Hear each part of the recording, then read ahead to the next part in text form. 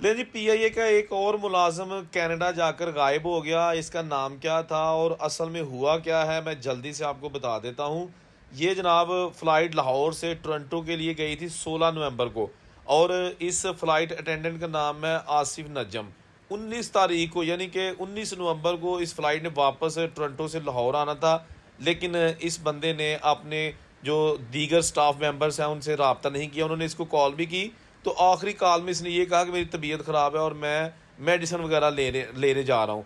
लेकिन आज तक इस बंदे का कोई अता पता नहीं चल सका। पीआईए की जो मैनेजमेंट है उन्होंने इस बात की तस्दीक कर दी है कि ये बंदा वहाँ पर जाके गायब हो गया है। दोस्तों, ये कोई पहला वाक़या नहीं है। 13-14 अफराद ऐसे हैं जो अब तक मुख्तलिफ सालों में पीआईए के साथ एज एयर होस्टेस या फ़्लाइट अटेंडेंट कनाडा गए और वहाँ जाके वापस ही नहीं आए।